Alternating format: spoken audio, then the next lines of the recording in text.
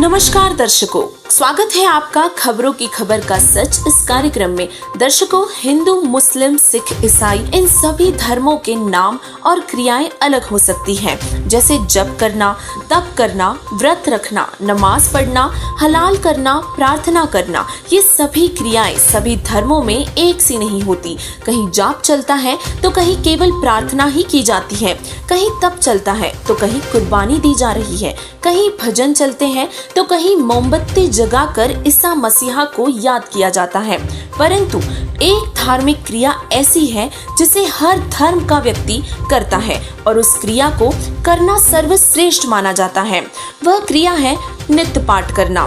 सभी धार्मिक ग्रंथों के अनुसार मोक्ष प्राप्ति के लिए कुल 5 यज्ञ करनी होती है, जिनमें से एक यज्ञ ज्ञान यज्ञ है। ज्ञान यज्ञ में ज्ञान ग्रहण करने की इच्छा से श्रद्धालु ग्रंथों का अध्ययन करते हैं, यानी उनका नित्य पाठ करते हैं।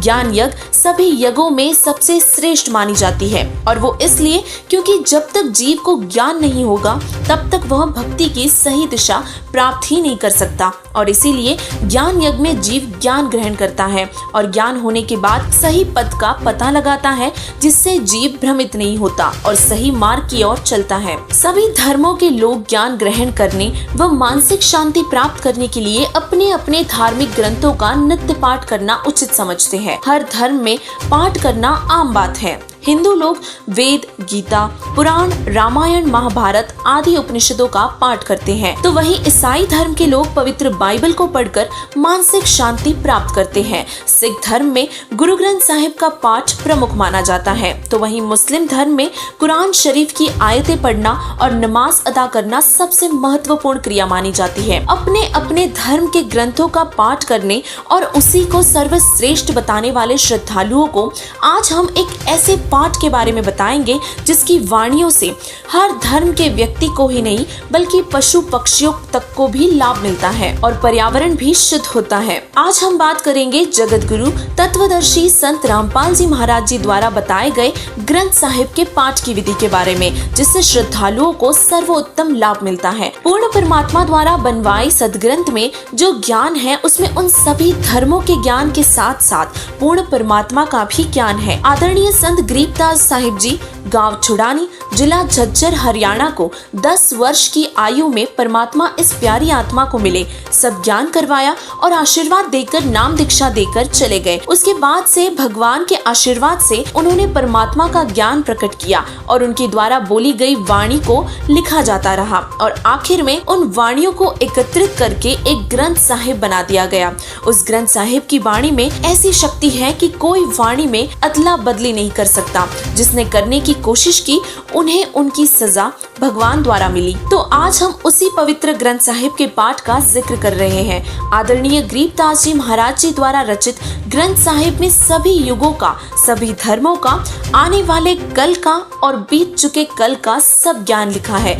ऐसे पवित्र ग्रंथ का पाठ करने से पाठ करने वाले व पाठ सुनने वालों को दोनों को ही बहुत लाभ मिलता है। सदग्रंथ साहिब के पाठ की सही विधि संत रामपाल जी महाराज जी द्वारा ही बताई गई है, जिसके बारे में विस्तार से जानने की कोशिश करते हैं। तो जानेंगे कि अखंड पाठ और खुला पाठ क्या होता है। अखंड पाठ वो है जिसमें वाणी का खंडन नहीं होता, अर्थात वाणी को विराम नहीं दिया जाता, निरंतर वाणी का पाठ चलता रहता है।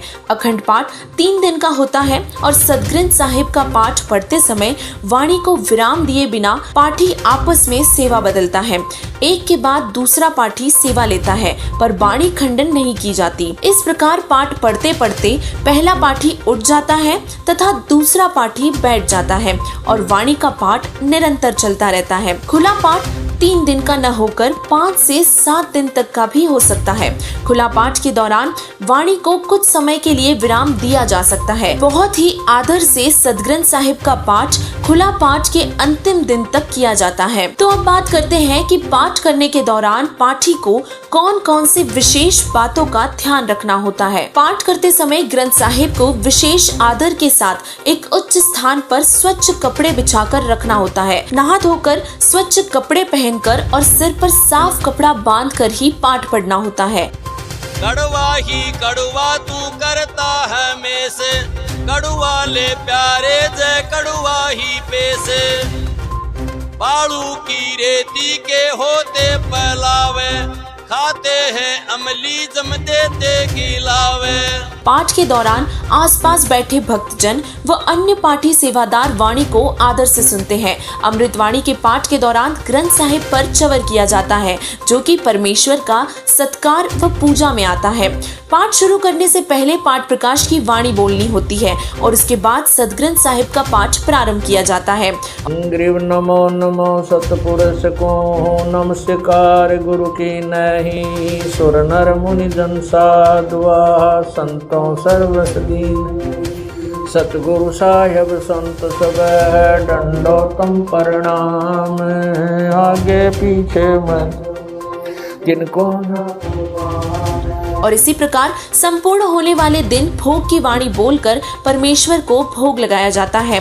अवगत के सो नाम कबीर, अवगत के सो नाम कबीर, तात टूटे यम जंजीर, तात टूटे जंजीर।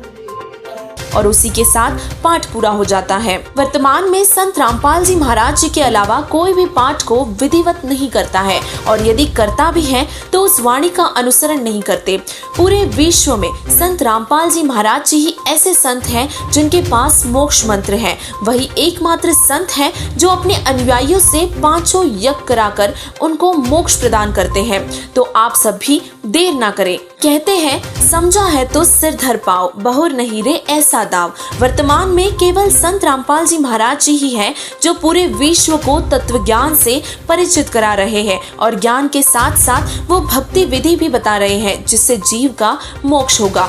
इस जानकारी के साथ अब हम विदा लेते हैं और फिर मिलेंगे अगले विषय के साथ। धन्यवाद।